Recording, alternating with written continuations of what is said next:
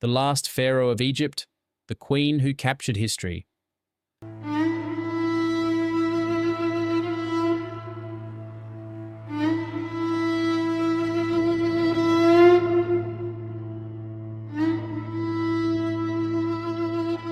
She was one of the most famous women of the ancient world, a queen of Egypt, a powerful political leader, a diplomat who spoke multiple languages, and a woman whose name would survive for more than 2,000 years. Her name was Cleopatra. But the real Cleopatra was far more complicated than the legendary image of a beautiful queen surrounded by luxury and romance. She lived during one of the most dangerous periods in ancient history, when Egypt stood between the declining power of the ancient Mediterranean world and the growing might of Rome. She made alliances with some of Rome's most powerful men. She fought wars to protect her kingdom, and in the end, she lost everything. This is the story of Cleopatra, the last active ruler of ancient Egypt and one of history's most fascinating queens.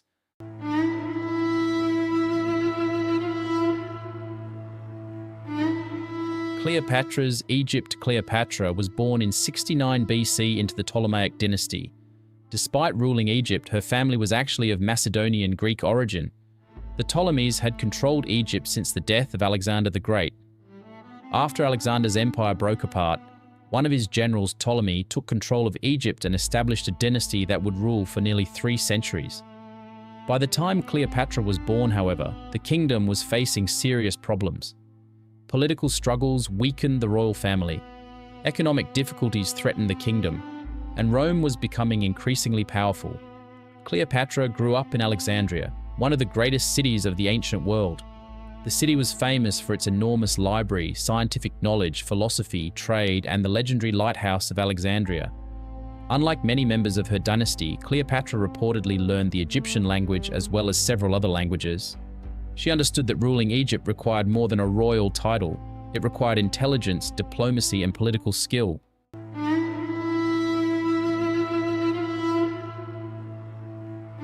Cleopatra becomes queen. When Cleopatra was about 18 years old, her father died. According to Ptolemaic tradition, Cleopatra became ruler alongside her younger brother, Ptolemy XIII. But sharing power was not going to be easy. Political advisors surrounding the young king attempted to push Cleopatra out of power. Eventually, Cleopatra was forced to leave Alexandria. She gathered supporters and prepared to fight for her throne. Then history took an extraordinary turn. A Roman general arrived in Alexandria. His name was Julius Caesar, and Cleopatra saw an opportunity.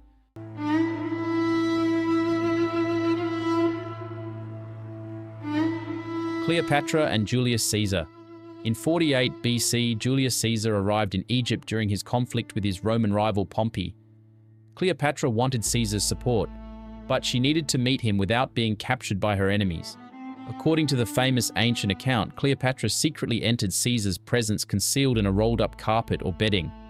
Whether every detail of the story is accurate is uncertain.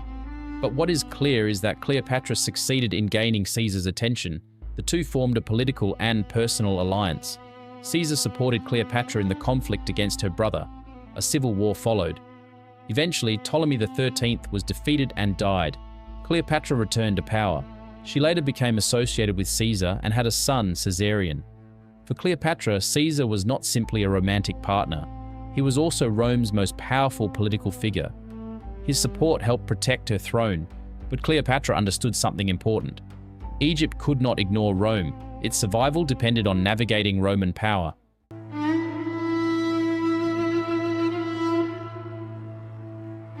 Cleopatra's golden years. After Caesar's assassination in 44 BC, the Roman world descended into another struggle for power. Cleopatra remained in Egypt, watching carefully. Rome was divided between competing leaders. Eventually, 2 men emerged as the dominant figures: Octavian, Caesar's adopted heir, and Mark Antony, one of Caesar's most powerful generals. Cleopatra and Antony eventually became political allies. Their relationship became one of the most famous partnerships in ancient history. Together, they formed a powerful Eastern alliance. Cleopatra wanted to strengthen Egypt. Antony needed resources and political support. Their interests overlapped. Cleopatra also wanted to secure the future of her children and protect Egypt from Roman domination. For a time, it appeared that she had succeeded. Egypt was wealthy, Alexandria remained a major center of culture and trade, and Cleopatra appeared to be one of the most powerful rulers in the Mediterranean, but Rome was watching.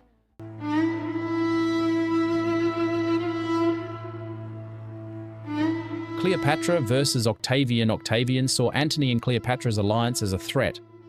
Roman propaganda portrayed Cleopatra as a dangerous foreign queen who had supposedly corrupted a Roman leader. The political conflict eventually became a war. In 31 BC, the opposing forces met at the Battle of Actium. Cleopatra and Antony commanded a large fleet. Octavian's forces defeated them. The defeat changed everything. Antony and Cleopatra retreated to Egypt, but Octavian continued his advance. In 30 BC, Roman forces entered Alexandria. Antony, believing that Cleopatra had died, took his own life. Cleopatra was now facing an impossible situation. Her kingdom was collapsing. Roman troops surrounded Alexandria, and Octavian intended to take her to Rome as a symbol of his victory. Cleopatra refused to become a captive.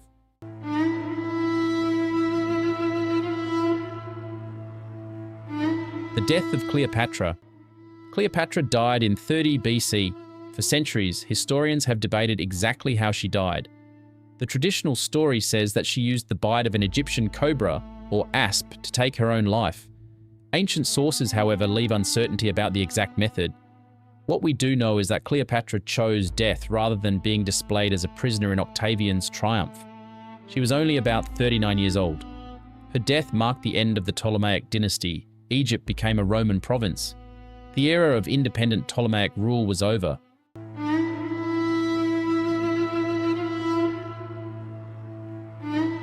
What happened to Caesarion? Cleopatra's son Caesarion was the last potential Ptolemaic ruler. His connection to Julius Caesar made him politically dangerous to Octavian. After Cleopatra's death, Caesarion was captured and killed. Cleopatra's other children survived for a time under Roman control, but Egypt would never again be ruled by the Ptolemaic dynasty. The kingdom that had existed for almost 300 years had disappeared. Rome had won.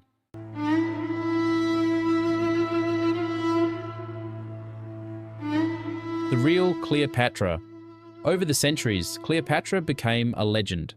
Artists portrayed her as an irresistible beauty. Movies transformed her into a romantic icon. Stories focused heavily on her relationships with Julius Caesar and Mark Antony. But the historical Cleopatra was much more than a romantic figure. She was a monarch trying to protect her kingdom during the rise of Rome. She used diplomacy, political alliances, military strategy, and economic power. She understood the importance of Egypt's wealth and strategic position. She also became one of the most famous rulers of the ancient Mediterranean. Perhaps the most fascinating part of Cleopatra's story is that she lived at the end of an era. For thousands of years, Egypt had developed its own powerful civilization. By Cleopatra's lifetime, that independence was disappearing. She fought to preserve it, but ultimately, Rome was too powerful.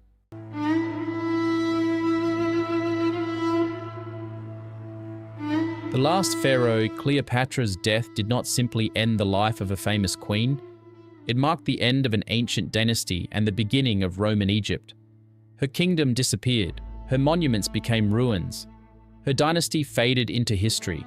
But Cleopatra herself never disappeared. More than 2,000 years later, her name is still recognized around the world. Perhaps that is the greatest mystery of Cleopatra. She lost her kingdom. She lost the war. She lost her life, but she never lost her place in history. Cleopatra was the last great ruler of Ptolemaic Egypt and one of the most unforgettable figures of the ancient world. Thank you for listening. If you enjoyed this journey through ancient history, subscribe for more stories about the people, civilizations, and events that changed our world. Until next time, keep exploring history.